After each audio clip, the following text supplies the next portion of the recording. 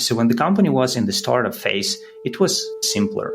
At that stage, you don't have bad customers. Like any paying customer is a good customer. These users are usually a great source of ideas.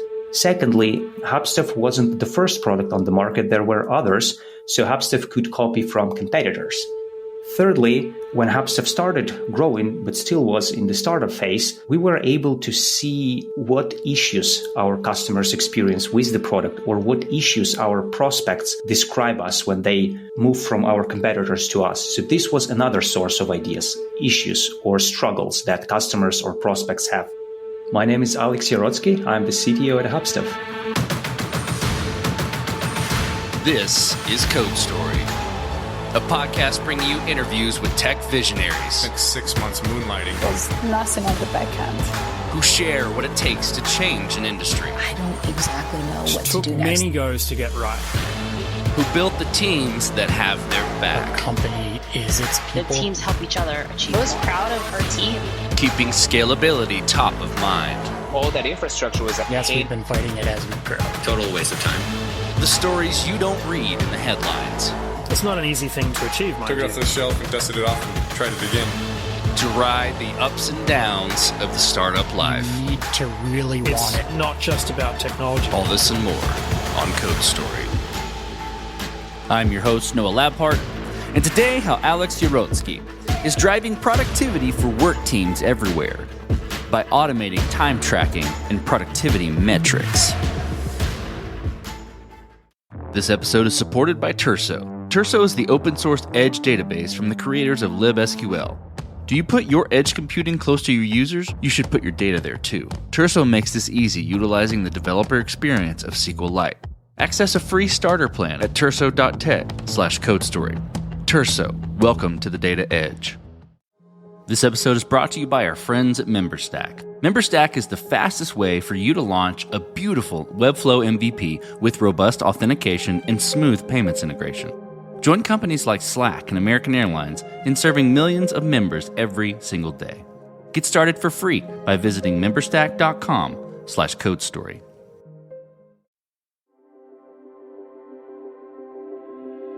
Alex Yarotsky got into tech as a little kid. In fact, he remembers watching the movie Toy Story and wanting to learn how to build the tech that drove its creation. He got into university, but eventually dropped out and went the standard Eastern European software route by joining a consultancy.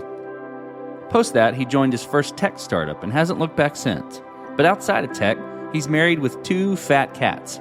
He and his wife enjoy MMA and traveling. 12 years ago, the founders of Alex's current venture noticed that the demand for freelancers was growing in the market. They also noticed that very few time tracking solutions existed, and they wanted to tackle this niche. Later, Alex joined the crew to take the product to the next level as CTO. This is the creation story of Hubstaff. So Hubstaff is a workforce management and workforce analytics software. The company started about 11, 12 years ago, and Dave and Jared started it. They built it pretty quickly because the demand for freelancers was growing back then. And if I'm not mistaken, Upwork, or I think they were called Odesk back then, were pretty much the only company that was providing time tracking software. Dave and Jared found this great niche, built a product that was way better than what Odesk offered, and that's how they got started. Unfortunately, I wasn't around back then, but I heard the story lots of times. Actually, Dave and Jared didn't know each other before Hubstaff, and one day Dave just messaged Jared on LinkedIn saying, "Hey, I've got this awesome idea. Do you want to build it?" And they're like, "Why not?" And that's how Hubstaff got started. Let's dive into the MVP then. So that MVP you mentioned, tell me about the first version of the product. I know it was prior to your time, but it sounds like you know the story. What sort of tools were used to bring it to life, and how long did it take? If I'm not mistaken, it took them just a few months, less than 6 months or something. The complex part about Hubstaff is that it's not just a web app, it's web app plus desktop app. The guys built it using custom C++ framework to make it compatible and cross-compiled to multiple platforms, Linux, Windows, Mac OS, plus a web dashboard. So they built this MVP pretty quickly, delivered it to the market. Pretty standard, pretty basic by the current standards, time tracking application, just time tracking itself, simple project and task management. In an MVP, really in any early version of a product, there has to be certain decisions and trade-offs made. And again, you know the story, so I'm sure you know these, but tell me about some of those that had to be made, or maybe around technical debt or feature cut, or, approach to development, and how those decisions were coped with. We still have to deal with some of them, so I know this story very well, unfortunately for me, because I lost a few nights fixing the consequences. Nonetheless, it's a typical startup story in the sense that when you're a startup and you still don't really know what's real demand for your product, you want to move fast. You just want to outbuild competitors. And that's the approach the guys took at the beginning. They just wanted to move fast. Hey, what's the competitors are doing? Let's just do the same. What are the possible features that clients might want to have in just a few months based on what they are doing right now? Let's build it as quickly as we can. And hey, we're just a few people team. We don't have time for DevOps and all of this. Let's just use whatever. Let's use Heroku or something. Let's just save time and move as quickly as we can, which actually led to two consequences, which is performance and infrastructure. Down the road, we had to deal with some performance improvements. We had to migrate from PaaS to our own infrastructure on AWS. And from the business perspective, these were actually good decisions because it allowed Hubstaff to move faster than competitors and be where it is right now. So these consequences were well worth it. This episode is encrypted by CipherStash. Data breaches are becoming a fact of life. Know why? One of the reasons is because developers lack the right tooling to get the job done, i.e. encryption at rest tools are complex and inadequate. The solution? Encryption in use with CipherStash. CipherStash uses searchable encryption in use technology, providing continuous and universal protection for sensitive data. With CipherStash, you can turn your existing database into a vault, utilizing zero trust key management, SQL native, and with no code. Though encryption is complicated, CipherStash is easy to use. The tool fully supports SQL via a drop-in driver replacement, supporting the query types you know and love today. And did we mention it's fast? For queries over 100 million records, you can expect additional overhead of less than 1 millisecond. It's a no-brainer. Get started by reviewing their docs or downloading sample projects in Rails or Node plus Sequelize today.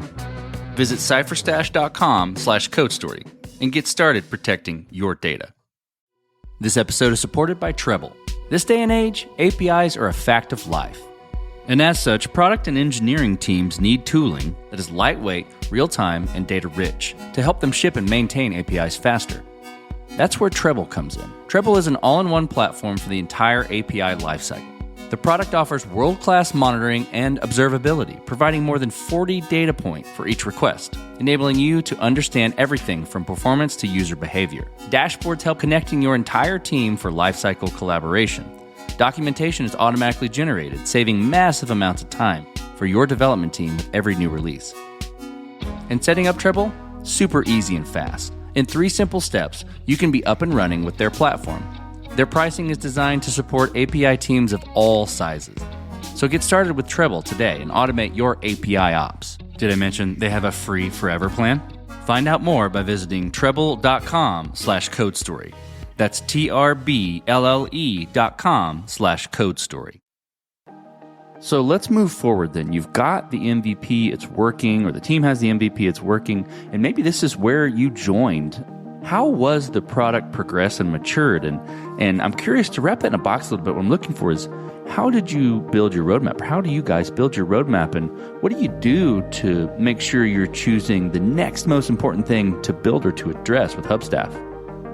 This is a brilliant question, and I'll address it in 2 stages. Stage number 1, how was it done in the startup phase? And stage number 2, how is it done when we're now in the scale-up phase?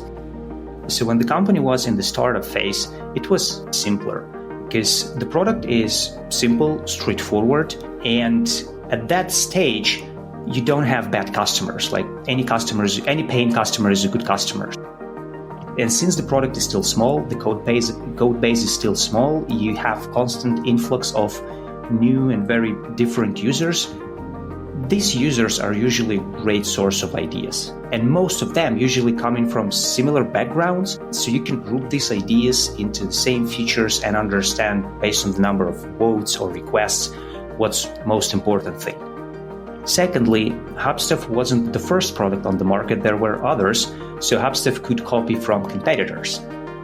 And thirdly, when Hubstaff started growing, but still was in the startup phase, we were able to see what issues our customers experience with the product, or what issues our prospects describe us when they move from our competitors to us. So this was another source of ideas, issues or struggles that customers or prospects have with our product or competitors' products. So these were the main sources of ideas, and we were prioritizing them based on the number of requests and thus building them accordingly. Now, when we are in the scale-up phase, this approach does not work anymore because we are one of the market leaders. Now, other competitors are looking at us, looking for ideas to copy. So we have to be ahead of the competition. And this is where a strong data-driven culture comes in place. And since we just relatively recently have grown and moved to the scale-up phase from the startup phase, that's when we started adopting this data-driven culture, where we started collecting more event analytics. We started using tools like Full Story to analyze journeys, heat maps, and whatnot. And again, the idea there is, at this stage, it's less about how to build next big thing. It's more about how to be the best solution in the industry for your clients. And you're looking for ideas, analyzing behavior of your users, again, listening to their feedback. And I would say these are the main sources of ideas. So for the new features, we try to adopt what is called TARC framework, which is an abbreviation for target audience, adopted, retained, and satisfied. So for every feature you build or for every feature you want to analyze, you define what's the target audience within your product. Because Hubstaff is not a small product anymore. We have different customers with different backgrounds, with different needs, using different subset of features. So for every new feature, we define who is the exact target audience inside Hubstaff users. Then after a certain period of time, depending on the feature use case, how many people we expect to retain, to keep using this feature, let's say after a week or after a month or after a quarter. And then retention does not mean satisfaction, right? And people can use your feature because they have to, but they just hate it. So the last but not least is satisfaction. You have to measure how satisfied they are with this feature. And again, application of this framework helps you to build the right features and adjust them according to the feedback, according to numbers like retention and satisfaction of your customers. Okay, so I hear you saying we a lot. Tell me about how you built your team, and what did you look for in those people to indicate that they were the winning horses to join you? The team is probably the most amazing team we have at Hubstaff. And when I say we, I do not only refer to the engineering team, I refer to another team we work side by side with daily, which is our product team. So when I say we, both product and engineering teams. As I said, engineering team is probably my most favorite thing about Hubstaff. And it took us a while to build the team we currently have. It took us multiple iterations. It took us some back and forth. But long story short, a long time ago, we started looking for people who have two qualities. They're diligent and they're open-minded. The rest didn't matter to us. Whether you have 5 years of experience or 10 years of experience, whether you worked with the tech stack we have or you didn't, if you have these two skills and our interview process confirms that you have them, you're welcome to join. We know you will become a great part of the team. As our experience has shown, these two qualities are the two most important, at least for us, because with this kind of people, it's always easy to disagree. It's always easy to find a solution to any technical problem, and it's just fun to spend time with. This episode was automatically optimized by Cast. If you run cloud-native software on AWS, Google Cloud, or Azure, you know how out of hand the bill can get. This uncertainty hurts your business, but you can solve it with Cast AI. Cast AI automates cloud cost, performance, and security management for hundreds of companies of all sizes. The platform's customers begin saving immediately and cut an average of over 60%. So before you go and sign a multi-year contract with a cloud provider or lay people off, check out what Cast AI can do for you. To get you saving even faster, Cast AI is offering a free cloud cost audit with a personal consultation. Visit cast.ai/codestory to get started. This episode is supported by Terso. Terso is the open source edge database from the creators of libSQL, the popular fork of SQLite. If you put your edge computing close to your users, like with Netlify or Vercel edge functions or Cloudflare workers, you should put your data there too, in order to maximize performance gains at the edge. Terso makes it easy, with a developer experience of SQLite and a distributed database you can replicate much closer to your users than traditional database offerings in the cloud. Terso's lightweight, easy to use, and free to get started. The team at Terso is offering a generous starter plan specifically for CodeStory listeners. Head over to terso.tech/CodeStory and get started today. That's TURSO.tech/CodeStory. Terso, welcome to the Data Edge. Let's flip to scalability then, and this will be interesting. Was this built to scale efficiently from day one, or with scale in mind, kind of back before your time, or maybe even right when you arrived? Or have you been fighting this as you grow in any sort of capacity? Tell me about that. It wasn't really built with the scale in mind, so we had to address it along the way. And there is nothing wrong with this approach.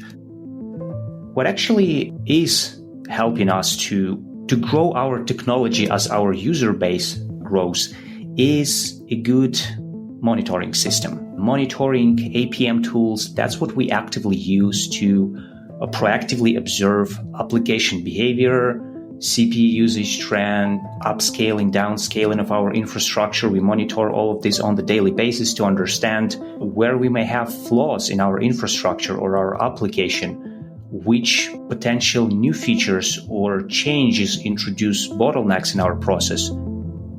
We proactively follow all these metrics, and as soon as we see any spikes, any suspicious behavior, we look into details and we try to proactively address it.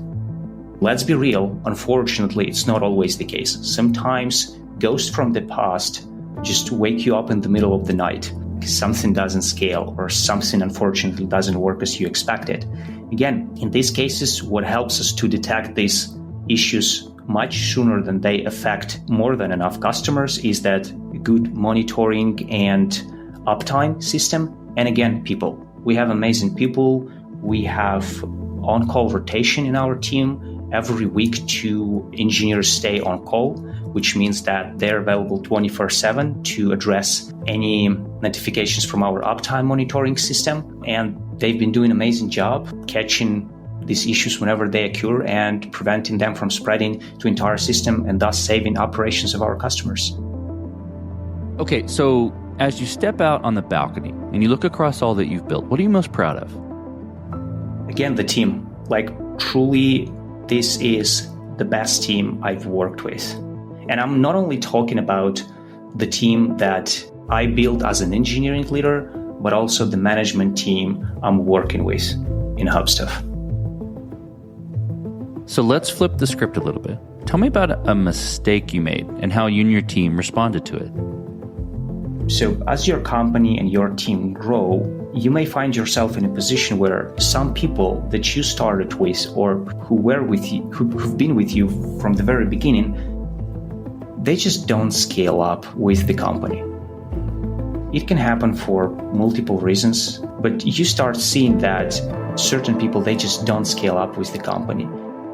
As a decent human being, your obvious reaction is to help these people grow, take some of their responsibilities and drag these responsibilities on your shoulders.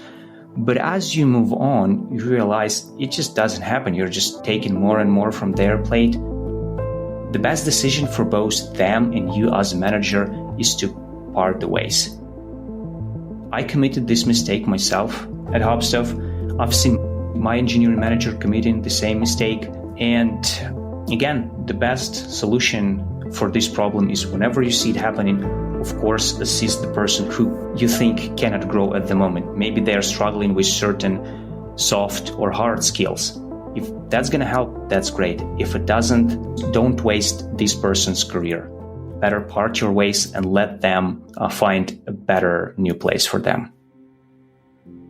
Okay, Alex, this will be fun. Tell me what the future looks like for the product and for the team. Hubstaff is in the industry that is known to be like Big Brother software. And this industry is currently at the pivot point. And the companies who currently exist in this industry will go one way or the other way. So one way is to build up on this foundation of being a big brother and just provide the tools to sneak after your employees. And there is another route that Hubstaff is going to, which is become a sort of like a white knight. We don't want to be associated with this negativity behind being a big brother. We want to provide, and we already do provide the tools that help you as an employee to get the best out of your working day, how to be the most productive version of yourself. And we also provide tools for your manager to help you become a better professional version of yourself. That's the direction we see for ourselves, and that's the direction we're pursuing. Let's switch to you, Alex. Who influences the way that you work? Name a person or many persons or something you look up to and why. So first of all, Jared Brown, our CEO at Hubstaff. I enjoy working with him. It's been a great ride, and I learn a lot from him. Secondly, these are multiple people I worked with at TopTel. Tasso Duval, the CEO of TopTel, and Bozhidar Batsov, the VP of Engineering at TopTel. I learned a lot from them. I consider both of them my mentors. They're great managers and loved working with them. So these are the people I worked with. And people I've never worked with, but I would love to, is Richard Branson, a British entrepreneur. I think I've read all his book. I follow him on all the platforms, and I think he's a brilliant person. So we talked about a mistake earlier, but this is a little different spin. If you could go back to the beginning, what would you do different? Or where would you consider taking a different approach? It doesn't have to be something that didn't work. Could have worked and even worked well, but maybe you'd tweak it a little bit. In terms of Hubstaff, I would say we spent too much time trying to help these people who didn't scale with us. And in the end, we had to part our ways anyway.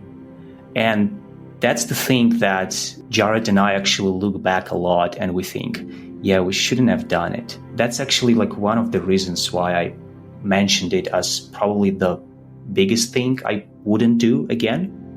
So that's definitely something, because technology is somewhat easy. There are certain algorithms, there are certain best practices how to do or not do things, but people part of the equation is always the most complicated one. Alex, last question. So you're getting on a plane and you're sitting next to a young entrepreneur who's built the next big thing. They're jazzed about it. They can't wait to show it off to the world and can't wait to show it off to you right there on the plane. What advice do you give that person? Just don't overthink it and move fast. Because as somebody who has worked with startups and scale-ups, somebody who tried to build his own startup, I found myself and I saw other founders to be stuck in this situation where they were like, let's just build these more things and then we're ready to launch. Or actually, no, we're still not ready. Let's do this. Let's improve this. And this chase for unneeded quality sometimes. Unneeded quality is probably not the right word, but excessive quality, especially at the beginning, where as a startup, when you don't really know who exactly your target audience, that's probably what kills more startups than anything else. This ideal vision of a product, because a lot of people treat their products like they're babies, but they aren't. It's just your invention. It might work, it might not. Just don't overthink it. Don't get attached to it too much. Just move as fast as you can, validate as many hypotheses as you can, and please don't overthink it. It will kill you and your product. Couldn't agree more. That's fantastic advice. Well, Alex, thank you for being on the show today, and thank you for telling the creation story of Hubstaff. Thanks for having me. It was a pleasure. And this concludes another chapter of Code Story. Code Story is hosted and produced by Noah Labhart. Be sure to subscribe on Apple Podcasts, Spotify, or the podcasting app of your choice. And when you get a chance, leave us a review. Both things help us out tremendously. And thanks again for listening.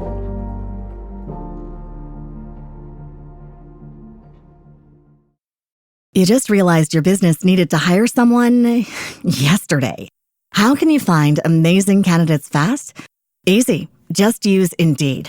Stop struggling to get your job post seen on other job sites. With Indeed sponsored jobs, your post jumps to the top of the page for your relevant candidates, so you can reach the people you want faster.